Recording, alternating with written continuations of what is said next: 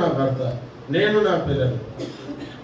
ఇలాంటి వాతావరణంలో మనము దేవుని విషయంలో శ్రద్ధ కలిగి ఉండాలి, ఆసక్తి కలిగి ఉండాలి, ప్రార్థన చేయాలి, సావాసం చేయాలి. దేవుని మందిర సావాసాన్ని మనం దూరం కావద్దు. అందుకని ఈ చివరి దినాల్లో ఇప్పుడు ఎక్కడ చూసినా కూడా బిజీ షెడ్యూల్ అయిపోయింది. పిల్లలకు స్కూలే కాదు, స్కూల్ నుండి వచ్చిన తర్వాత మళ్ళీ వాళ్ళకి బాధలు పెడుతున్నారు. పాతకాలంలో అట్లా లేదు. చూడండి, స్కూల్లో చెప్పింది వినాలో, రాసుకోవాలా, మళ్ళీ చెప్పాలి. అలా ఉండేది. హోంవర్క్ చేసుకోవాలా, మళ్ళీ చెప్పాలి. పాఠాలు నేర్చుకోవాలా, మళ్ళీ చెప్పాలి. పరీక్ష రాయాలా, మళ్ళీ చేయాలి, పాస్ కావాలి. ఇలా ఉండేది. ఇప్పుడు ఉదయకాలం ట్యూషన్, సాయంకాలం ట్యూషన్. ఎప్పుడు వారు రెస్ట్ తీసుకుంటారు, ఎప్పుడు వారు ఆడుకుంటారు, ఎప్పుడు వారు మందిరంలోకి వస్తారు, ఎప్పుడు దైవికమైన విషయాలు తెలుసుకుంటారు, ఎప్పుడు పాటలు పాడతారు, ఎప్పుడు వాక్యం నేర్చుకుంటారు. దినమంతా వాళ్ళకి ఇదే బిజీ అయిపోయింది. అందుకని లోకంలో మనం ఉన్నప్పుడు సాధారణంగా స్కూలు మనకు అవసరమే, పిల్లలకి చదువుకోవడానికి. అదే సమయంలో దేవుని మందిరం కూడా అవసరం. తల్లిదండ్రులుగా మన పిల్లల్ని మనతో తీసుకురావాలా, దేవుని విషయాలు వారికి నేర్పాలా, దేవుని యొక్క సంగతులు వారి మనసులోనికి పోయేటట్లు మనము చూడాలి. అందుకని బయట చూడండి, వేరే వారు ఏం చేస్తారు తెలుసా? మీకు తెలియకపోవచ్చు, నేను చెప్తున్నా ఈ దినమైన ముస్లిమ్స్ ఏం చేస్తారంటే పుట్టినప్పటి వాళ్ళ చెవులు ఏం చేస్తారు తెలుసా? అల్లా అల్లా అంటే దేవుడు అని వారు అట్లా నేర్పిస్తారు. వాడి తర్వాత ఏం చేస్తారు? మనం ప్రేజరాన్ని నేర్పుతున్నాం కొద్దిగా పెద్దగా అయినాక, వాళ్ళు అల్లా అల్లా అల్లా అని నేర్పుతారు. చూడండి, వాళ్ళ సూక్తులన్నీ నేర్పుతారు, వాళ్ళ మాటలన్నీ చెప్తారు, ఉర్దూలో వారి ప్రార్థన అంతా చెప్తారు. తర్వాత పిల్లలకి అదే పనిగా వారు ఖురాన్ అంతా కూడా నేర్పిస్తూ వస్తారు. చూడండి, నేను చూశాను, అందుకనే చెప్తున్నా. వాళ్ళకు స్పెషల్ క్లాసెస్ ఉంటాయి, నేర్పించే వాళ్ళు ఉంటారు, చెప్పే వాళ్ళు ఉంటారు, బోధించే వాళ్ళు ఉంటారు. ఎంత చక్కగా వారు గ్రాస్ప్ చేస్తారో ఆశ్చర్యమైపోతుంది. చాలాసార్లు వాళ్ళతో మనం కంపేర్ చేసుకుంటే మన పిల్లలు అలా నేర్చుకోలేకపోతున్నారే, అలా ఉండలేకపోతున్నారే, అలా వాక్యం వారి హృదయంలోనికి రాకుండా ఉందే అని ఆశ్చర్యపోతాం మనం. అయితే ఈ దినాల్లో మనం ఎరగవలసిన సత్యం ఏంటంటే, యాజ్ ఎ పేరెంట్స్గా మనందరం కూడా బాధ్యత తీసుకోవాలి, మనందరం కూడా ప్రార్థన చేయాలి. మన పిల్లల హృదయాల్లోనికి దేవుని వాక్యం చొచ్చుకొని పోవాలి. మన పిల్లల యొక్క హృదయాల్లోనికి దేవుని వాక్యం నిలబడాలి. మన పిల్లల యొక్క హృదయాల్లో దేవుని ఆరాధించేవారుగా ఉండాలి, దేవునికి ప్రార్థన చేయవారుగా ఉండాలి, దేవుని గురించి చెప్పువారుగా ఉండాలి. అలాంటి నేర్పరితనంలోనికి వాళ్ళు రావాలి. అందుకనే బాలుడు నడవలసినటువంటి మార్గమును వారికి చిన్నతనంలోనే వారికి నేర్పాలి. నేర్పము అన్నటువంటి మాట మనం చూస్తాం. రెండవది నేను చెప్పే మాట, మరి నిర్గమకాండం 2వ అధ్యాయం 9వ వచనంలో మనం చూస్తే పెంచుము పెంచుము అన్న మాట, ఫీడ్ అన్నటువంటి మాట, టీచ్ అనే మాట మొదట మనం చూసాం. రెండవ మాట ఫీడ్. ఫీడ్ అనేటువంటి మాట దేంతో పెంచమంటుంది? మోషే తల్లిని పిలిపించింది. అక్కడ మరి ఫరో కుమార్తె ఏం చెప్తుంది? ఆ మాట బైబిల్లో రాయబడిన మాట చూడండి. ఫరో కుమార్తె ఆమెతో, ఈ బిడ్డను తీసుకుని వెళ్ళి నా కొరకు వానికి పాలిచ్చి పెంచును, నేను నీకు జీతం. చూడండి, ఈ మాట మనకేం జ్ఞాపకం చేయబడుతుంది? దేవుని యొక్క వాక్యానుసారంగా ఈనాడు తల్లిదండ్రులంగా మనము దేవుడు మనకు అనుగ్రహించినటువంటి బిడ్డలు మనం సంపాదించుకోలే, దేవుడు ఇచ్చాడు. అందుకని ఆనాడు యాకోబు ఏమన్నాడు ఏశావుతో? దేవుని యొక్క వాక్యంలో రాబడిన మాట, దేవుడు నీ సేవకునికి దయచేసిన పిల్లలు అన్నాడు. కాబట్టి దేవుని దయచేయడాన్ని బట్టి మనం పిల్లల్ని ఈనాడు చూడగలుగుతున్నాము, సంతోషించగలుగుతున్నాము. ఒకవేళ దేవుడు ఇవ్వకపోతే ఏం చేస్తాం మనం? దేవుడు దయచేయకపోతే, దేవుడు అనుగ్రహించకపోతే మనం ఏం చేయలేము. చూడండి, కాబట్టి దేవుని కృపను బట్టి దేవుడు అనుగ్రహించాడు, దేవుడు దయచేశాడు. చూడండి, దేవుడు దయచేసినటువంటి, దేవుడు అనుగ్రహించినటువంటి కుమారుడు. అందుకని బైబిల్లో మనం చూస్తాం కదా, పిల్లలు యెహోవా అనుగ్రహించు స్వాస్థ్యము, గర్భఫలము ఆయనిచ్చు బహుమానం. కానీ పిల్లలందరినీ కూడా మనకు స్వాస్థ్యంగా, బహుమానంగా, ఈ విషయాన్ని శరీర సంబంధంగానే మనం తీసుకోవద్దు, ఆత్మీయ కోణంలో తీసుకోవాలి. నువ్వు నాకు ఇచ్చిన ఈ స్వాస్థ్యం, నువ్వు నాకు ఇచ్చిన ఈ బహుమానం, నీ కొరకు పెంచుతా, నీ కొరకు వాడిని పెంచుతా. చూడండి, ఇక్కడ ఏమంటుంది? ఫరో కుమార్తె మోషే తల్లిని పిలిచి, ఈ కుమారుని తీసుకుని పో, వారికి పాలిచ్చి పెంచు. కాబట్టి ఈనాడు ఈ మాట మనకు జ్ఞాపకం చేయబడే సత్యం ఏంటంటే, పాలు అనేది దేవుని వాక్యానికి సాదృశ్యం. అందుకని పేతురు అపోస్తలుడు కూడా ఏమంటాడు? నిర్మలమైన దేవుని వాక్యం అనే పాలు రక్షణ విషయంలో ఎదుగు నిమిత్తము మనము ఆ పాలను అపేక్షించాలా అంటాడు. కాబట్టి మనకు మన పిల్లలకు ఏముండాలి? అలాంటి స్పిరిచువల్ అపెటైట్ మనకు ఉండాలి, ఆకలి ఉండాలి. పిల్లలు కానీ అన్నం తినకపోతే 2 రోజులు వెంటనే చిన్నపిల్లలు డాక్టర్ దగ్గర తీసు, పాలు తాగకపోతే వెంటనే డాక్టర్ని సంప్రదిస్తారు. భౌతికంగా మరి వారాల కొద్దీ నెలల కొద్దీ మన పిల్లలకు దేవుని వాక్యం అనే పాలు లేకపోతే, దేవుని వాక్యం అనే ఆహారం లేకపోతే వారు ఎలా ఎదుగుతారు, ఎలా బలపడతారు, ఎలా మరి పెంచబడతారు? కాబట్టి బైబిల్ ప్రకారం దేవుని యొక్క వాక్యంలో దేవుడు మనకు జ్ఞాపకం చేస్తున్నాడు. వాక్యం అనే పాలతో వారిని మనము పెంచాలి. ఫీడ్ అన్నటువంటి మాట, మొదట టీచ్, రెండవది ఫీడ్ అన్నటువంటి మాట. దేవుని వాక్యానుసారంగా మనకు దేవుడు అనుగ్రహించినటువంటి బిడ్డల్ని వాక్యమైన పాలతో మనము పెంచాలి. వారిని ఎంతగా మనం పెంచుతామో అంతగా వారు దేవుని కొరకు ఉపయోగపడతారు. వారిని పెంచకపోతే వాళ్ళకి కానీ దేవుని యొక్క వాక్యం అనేది లేకపోతే వాళ్ళు వేరే వాటితో నింపబడతారు, శరీర సంబంధమైన విషయాలతో నింపబడతారు, అవే చేస్తారు. హెబ్రోనులో చాలా మంది సాక్ష్యం నేను విన్నా. పిల్లల పరిచర్య ద్వారా వారు నేర్చుకున్నటువంటి విషయాలు పెద్దవారైన తర్వాత వారు ఎంతగానో దేవుని పని చేయడానికి, దేవుని సేవ చేయడానికి, దేవుని ఇంట్లో పని చేయడానికి అది దోహదపడింది, అది సహాయపడింది వారికి. చాలా మంది ఇప్పుడు అబ్రాడ్లో ఉన్నారు, కొంతమంది గల్ఫ్ కంట్రీస్లో, కొంతమంది ఆస్ట్రేలియాలో, కొంతమంది అమెరికాలో, కొంతమంది మరి చైనాలో, కొంతమంది రకరకాల స్టేట్స్లో ఉన్నారు. వారందరూ ఇచ్చే స్టేట్మెంట్ ఏంటంటే, నేను హెబ్రోనులో నేర్చుకున్నా. చూడండి, వారు చిన్నతనంలో నేర్చుకున్నది విదేశాల్లో వారు చూపించగలుగుతున్నారు. వారు 2 స్థలాల్లో సాక్షులుగా ఉన్నారు, సంఘాలు కట్టారు, సేవ చేస్తూ ఉన్నారు, పరిసర ధర్మం జరిగిస్తూ ఉన్నారు. కాబట్టి ఈ దినాన మనము విత్తేటువంటి దేవుని యొక్క వాక్యము, దేవుని వాక్యం అనే పాలు ఒక దినాన వారి యొక్క జీవితంలో నుండి తొలగిపోకుండా వారు దాంట్లో ఆత్మీయంగా కట్టబడడానికి ఎంతో సహాయకరంగా ఉంటుంది. కాబట్టి తల్లిదండ్రులుగా మనం ఈ విషయాన్ని గుర్తుపెట్టుకోవాలి. కాబట్టి ఆత్మీయంగా మన యొక్క జీవితంలో మనము మన పిల్లలము ప్రభు యొక్క కార్యాలకు ఉపయోగకరంగా ఉండాలి, ప్రభు ఇంటికి, ప్రభు సేవకు ఉపయోగకరంగా ఉండాలి. కాబట్టి అలాంటి ప్రార్థన భారం కలిగి మనం ప్రభును సేవిస్తూ వస్తే ప్రభు మనకు సహాయపడుతుంది. బైబిల్లో మనం చూస్తాం కదా, 2వ రాజుల గ్రంథం 5వ అధ్యాయంలో ఇశ్రాయేలు దేశపు చిన్నది అన్న రాయాలి, పేరు రాయాలి. అక్కడ ఇశ్రాయేలు దేశపు చిన్నది అని రాయాలి. ఆ పిల్ల మరి నయమాను యొక్క భార్యకి సహాయకురాలుగా ఉంది, ఇంట్లో పనిపిల్లలాగా ఉంది, సహాయపడేదిగా ఉంది. ఆ పిల్ల ఏం చేసింది?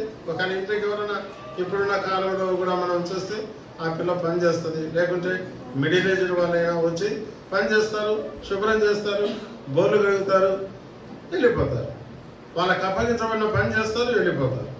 కానీ అక్కడే కొంతమంది ఉంచుకుంటారు ఇంట్లోనే, వాళ్ళు కూడా ఏం చేస్తారు?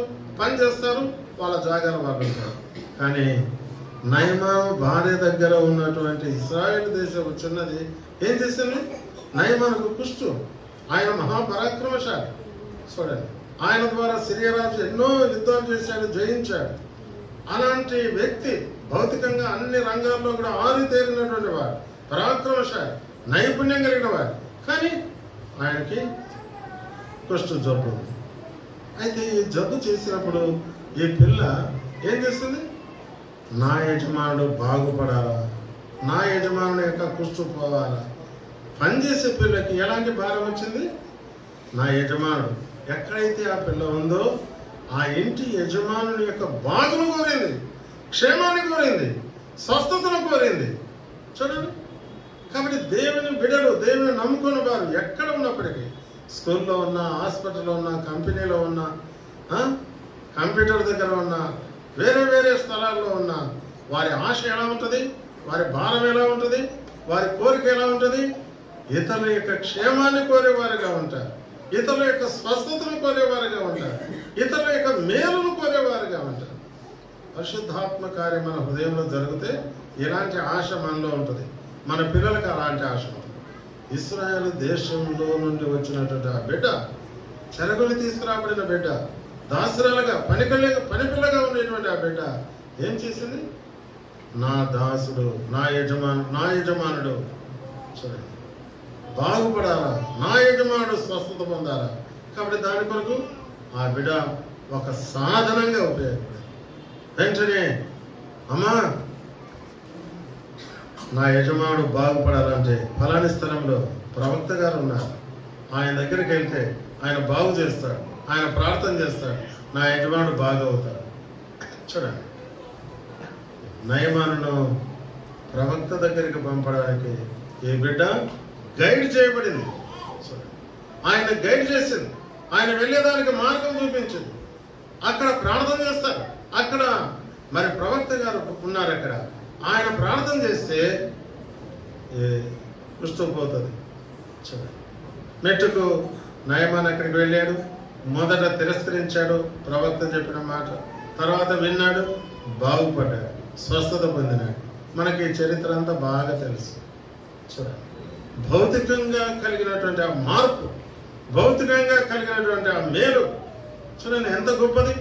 ఒక పెద్ద మనిషికి ఉండేటువంటి జబ్బును చిన్న పిల్ల బాగు చేయడానికి సాధనంగా ఉపయోగపడుతుంది. మనం చదవడానికి వినడానికి ఇది కథలా కనపడవచ్చు, కానీ చిన్న పిల్లలు పెద్దవారినే తీసుకొని రాగలుగుతారు. చూడండి, హైదరాబాద్లో సంఘాలు దాదాపు 90% చిన్నపిల్లల పరిచర్య ద్వారానే ఎస్టాబ్లిష్ అయ్యాయి. చూడండి, ఒక్కొక్క ఏరియాలో చిన్నపిల్లల పరిచర్య జరుగుతూ వచ్చింది. నెమ్మదిగా గ్రూపుడిగా జరిగాయి, సంఘాలు ఏర్పడ్డాయి. చూడండి, అలా ఈ యొక్క ట్విన్ సిటీస్ అన్నిట్లో కూడా దేవుని యొక్క కార్యాలు, దేవుని యొక్క పని అలా పిల్లల పరిచర్య ద్వారానే జరిగింది. కాబట్టి ఇప్పుడు మన ముందున్నటువంటి పిల్లలందరూ కూడా ఎలా ఉపయోగపడాలా? అనేకులను దేవుని మందిరానికి తీసుకుని వచ్చేవారుగా, అనేకులు ఆత్మీయ స్వస్థత పొందేవారుగా, అనేకులు ఆత్మీయ క్షేమం పొందేవారుగా ఈ పిల్లలు ఉపయోగపడాలి. మన పిల్లలు ఉపయోగపడాలి. మన సంఘం నుండి బయటకు వెళ్ళి ఆ పిల్లలు అనేకులు తీసుకొని రావాలి. మా మందిరానికి రండి, అక్కడ వాక్యం ఉంది, అక్కడ సేవకులు ఉన్నారు, అక్కడ పరిచర్య ఉంది. అక్కడికి వస్తే పాప క్షమాపణ జరుగుద్ది, ప్రభువైన యేసు రక్తం ద్వారా కడగబెడతారు, దేవుని యొక్క బిడ్డలుగా చేయబడతారు, దేవుని యొక్క రాజ్యంలో ప్రవేశిస్తారు అన్నటువంటి సందేశం వారి ద్వారా బయటకు వెళ్ళాలి. వచ్చిన వారు కూడా మేలు పొందాలి. ఇలాంటి వాతావరణంలో మన పిల్లలు ఉండటానికి కొరకై తల్లిదండ్రులుగా మనం ప్రార్థన చేయాలి. ఆ ప్రార్థన ఒక దినాన దేవుడు జవాబిచ్చి దేవుని యొక్క కార్యం జరగడానికి ఉపయోగపడుతుంది. కాబట్టి దేవుని యొక్క వాక్య ప్రకారం ఈ సత్యాన్ని మనం ఎరిగి ప్రభు కొరకు మనము మన పిల్లలము, ఇందాక వారు కంఠత వాక్యం చెప్పారు కదా, యెహోషువ గ్రంథం 24వ అధ్యాయంలో ఏం చూస్తాం మనం? 24వ వచనంలో, నేనును యెహోవా నాకు ఇచ్చిన పిల్లలను యెహోవానే సేవిస్తాను, ఆయన్నే సేవిస్తాం. మీరు ఎవరిని సేవించినా సరే మేమైతే ఆయన్ని సేవిస్తాం, మేమైతే ఆయన్ని సేవిస్తాం. కాబట్టి ఈనాడు ఉద్యోగం చేసుకోవాలా, వ్యాపారం చేసుకోవాలా, పని చేసుకోవాలా, మిగతా సమయం అనేకులు మందిరానికి తీసుకొని రావాలి.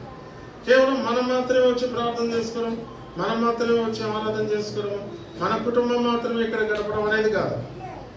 ఇతరుల గురించి కూడా మనం ఆలోచించాలి. అనేకులను దేవుని మందిరానికి తీసుకొని రావాలి, దేవుని యొక్క వాక్యాన్ని చూపించాలి, ప్రభువైన యేసుక్రీస్తు వారి యొక్క ప్రేమను అనేకులకు కనపరచాలి. ఆయన నిజంగా మనల్ని ప్రేమించిన దేవుడు, మన కొరకు ప్రాణం పెట్టిన దేవుడు, మన కొరకు చనిపోయి సమాజంలో తిరిగి లేచిన దేవుడు, ఆయనే పాపములు క్షమించే దేవుడు, ఆయన ఒక్కడే నిత్య రాజ్యం ఇచ్చే దేవుడు, ఆయన ద్వారానే మనం మోక్ష రాజ్యం వెళ్తాం అన్నటువంటి ఆ వాక్య పరిచర్య ఇతరులకు రీచ్ కావాలి. ఆ సందేశం అనేకులు తెలుసుకోవాలి, అనేకులు సంతోషించాలి. కాబట్టి కర్మేలు మందిరంలో ఇలాంటి వాతావరణంలో సంఘం స్థిరపడి బలపడి అనేకులకు ఆశీర్వాదకరంగా ఇస్తాం, అనేకులకు క్షేమకరంగా ఇస్తాం, అనేకులు ఆత్మీయంగా స్వస్థత పడేదిగా ఇస్తాం ఉండులాగా మనము ప్రార్థన చేయాలి. కాబట్టి ప్రభు బిడ్డలమైన మనము ఇలాంటి వాతావరణంలో మనము మన సంఘము రాబోయే దినాల్లో ప్రభు మహిమార్థమై సిద్ధపడడానికి, సేవించడానికి, వెంబడించి సహవాసం చేయడానికి ప్రభు మనకు సహాయపడాలి. ప్రార్థన చేస్తాం. ప్రేమ గల పరిశుద్ధుడైన మా తండ్రి యేసు ప్రభువా, నీకు వందనాలు. నీ నామమున చేయబడిన పరిచర్యను దీవించేంత వరకు చిన్నపిల్లల మధ్యలో నెరవేర్చబడిన ఈ యొక్క కార్యక్రమం అంతటి ద్వారా శరీర సంబంధంగా ఆత్మీయంగా మేము సంతోషించడానికి కృప ఇచ్చాం. ప్రభానికి స్తోత్రం. చేయబడిన పరిచయను దీవించము.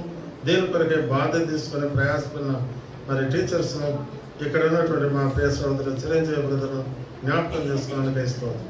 దీవించి ఆశించి సావాసన మేలుకరంగా చేయండి.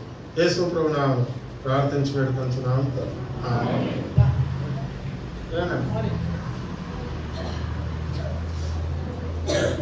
ఒక 5 నిమిషాలు అయిపోద్ది, ఉండండి. 5 minutes. చివరి ఆశీర్వాదం మనకి గిఫ్ట్స్ ఇచ్చేసి క్లోజ్ చేసుకుందాం.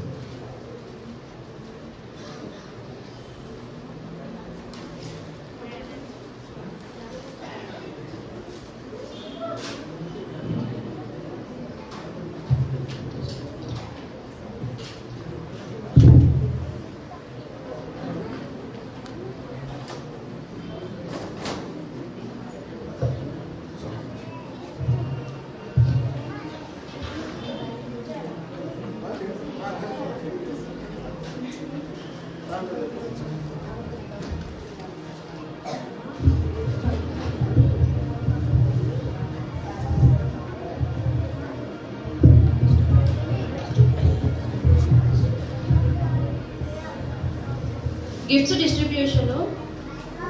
Memory verse competition 7th, 10th.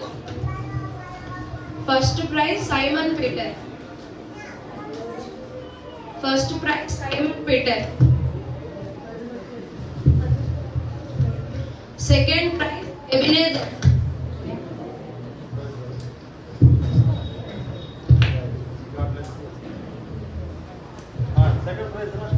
Second Ebenezer. Third Naomi.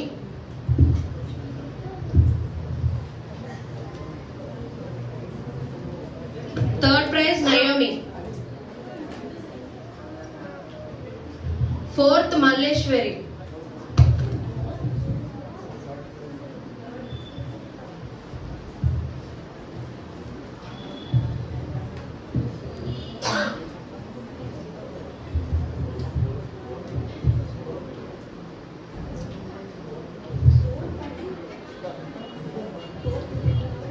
Fourth prize Malleshwari.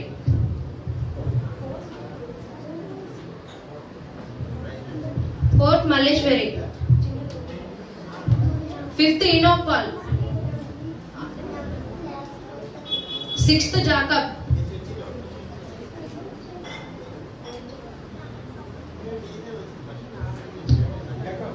Sixth Jacob.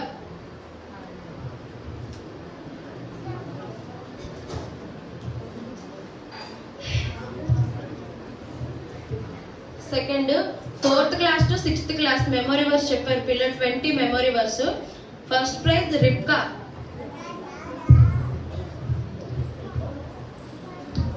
Again first prize Amulya Blessing.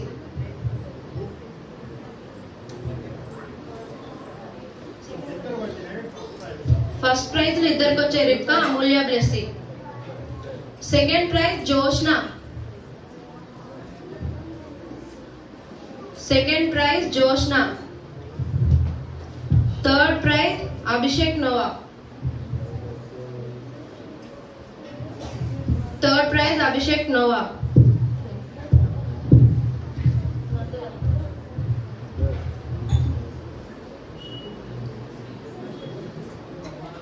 Next first class to third class. First prize 10 memory verse. First prize Ritu.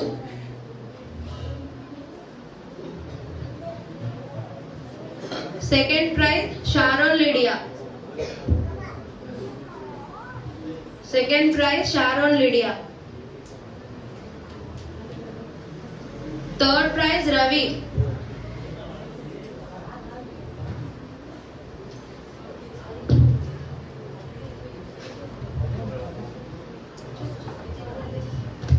Third prize Ravi.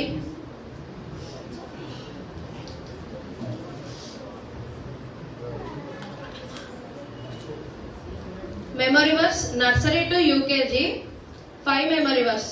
First prize Kiran.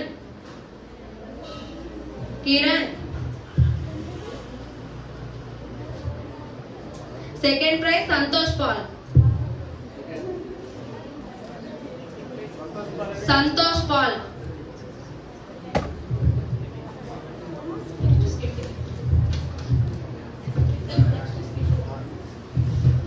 Next skit gifts. Malleswari, ఒకరి తర్వాత ఒకరు line wise గా రండి. Malleswari, Naomi,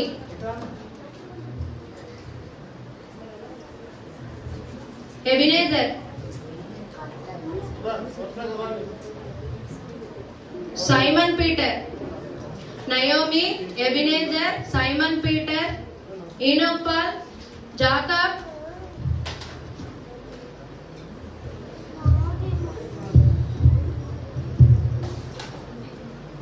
Satvik, Abhishek Noah, Amulya Blessy, Joshna, రిప్కా,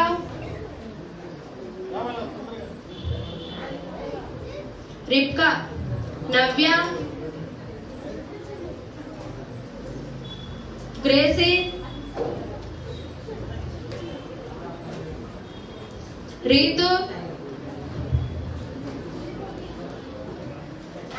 Sharon Lydia, Ravi, Kiran, Santosh Paul.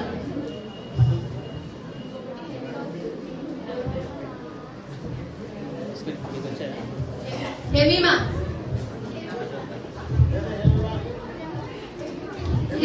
Last praise.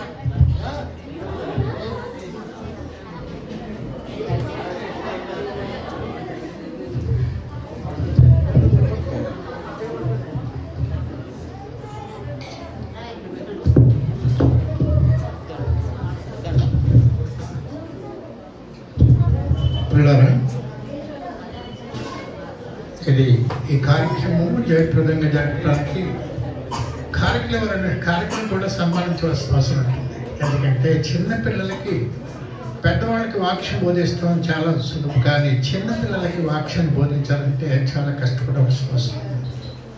కాబట్టి ఈ కార్యక్రమంలో చిన్నపిల్లలకి చక్కగా వాక్యాన్ని నేర్పించి వారి చేత ఇక్కడ చెప్పించిన ఆ టీచర్స్ కూడా మనం సన్మానించవలసిన అవసరం ఉంది. టీచర్స్ కూడా మొట్టమొదటిగా కృపాకుమారి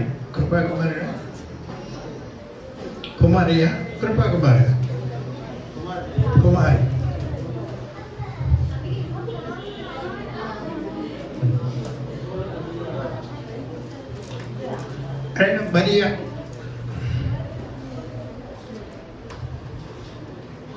ఏ రాణి అని పేరు? రాణి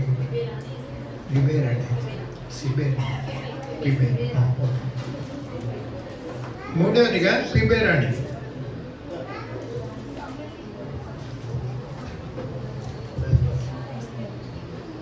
సహోదరి ఎస్తేర్,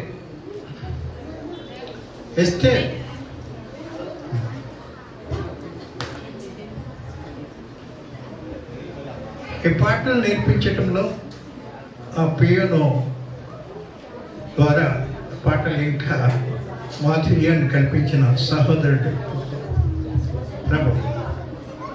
ఏం పేరు? జోషువా, సహోదరుడు Joshua. Thank you very much.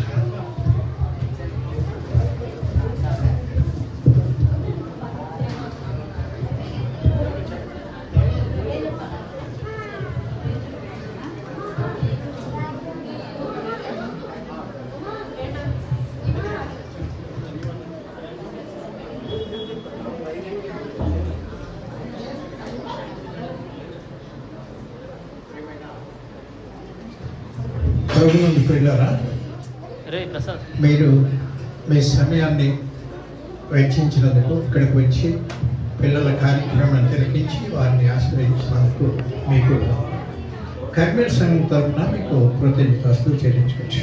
అట్లాగే సహోదరుడు మోసెస్ గారు మరియు సహోదరి అడిగిన వెంటనే ఈ కార్యక్రమానికి రావాలంటే వారు అంగీకరించి ఈరోజు ఈ కార్యక్రమంలో పాల్గొనేందుకు సహోదరుడు మోసెస్ గారికి మరియు ఆయన సతీమణి సహోదరికి కొరకు కూడా క్రీస్తునామమున కృతజ్ఞతాస్తుతులు చెల్లించుకుంటున్నాను.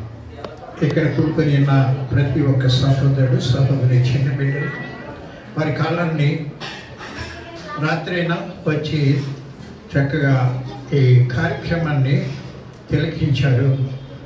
క్రీస్తునామమున మీకు అందరికీ వందనాలు. ఇప్పుడు మనకు అందరికీ ప్రేమ విందు ఏర్పరచబడి ఉన్నది. ఈ ప్రేమ విందులో మీరందరూ పాల్గొవాలని మీకు మనం చేస్తున్నాం.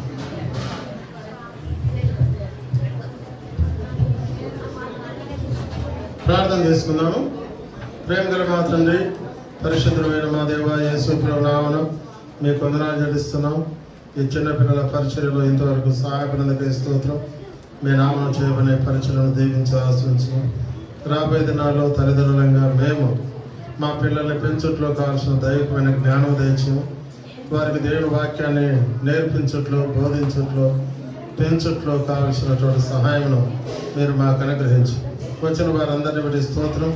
దీవించి ఆశ్రయించి ఈ పిల్లల పరిచర్య రాబోయే దినాల్లో ఇంకా ఎంతో ఎఫెక్టివ్గా ఉండగలిగి మరి ప్రభా ఎంతో ఆశీర్వాదకరంగా వారికి వారి కుటుంబాలకు ఉండగలిగినట్లు సహాయం చేయండి. సహాయపడిన ప్రియులు, తోడ్పడిన ప్రియులు, ప్రయాసపడిన ప్రియులు, సమర్పించిన ప్రియులు అందరూ పడిస్తారు. దీవించి ఆశ్రయించి మీకే అప్పగించుకుంటూ వందనాలు చెల్లిస్తూ కార్మిక సంఘాన్ని మీరు ఆశ్రయించి వృద్ధాప్యంలో మా ప్రియ సోదరు చిరంజీవి బ్రదర్ని కూడా మంచి ఆరోగ్యం నుంచి వాడారు. ఇక్కడ ఉన్నటువంటి హెల్పింగ్ బ్రదర్స్ అందరినీ కూడా దీవించి ఆశ్రయించి మీకే అప్పగించుకుంటూ వందనాలు చెల్లిస్తూ యేసు ప్రభు నామమున స్తుతించి ప్రార్థించి వేడుకొంచున్నాము తండ్రి. మన తండ్రి అయిన దేవుని యొక్క ప్రేమ, మన ప్రభు అయిన యేసుక్రీస్తు వారి యొక్క కృప, పరిశుద్ధ ఆత్మ యొక్క అన్యోన్య సహవాసం ఇప్పుడు ఎల్లప్పుడూ సదాకాలం మనకు మన పిల్లలకు ఉండునుగాక. ఆమేన్. మా దేవుడవై మాకిచ్చితివి ఎంతో గొప్ప శుభదినము. మా దేవుడవై మాకిచ్చితివి ఎంతో గొప్ప శుభదినము. మేమందరము ఉత్సాహించి సంతోషించెదము. మేమందరము ఉత్సాహించి సంతోషించెదము. కొనియాడెదము మరువబడని మేలుల చేసెనని. కొనియాడెదము మరువబడని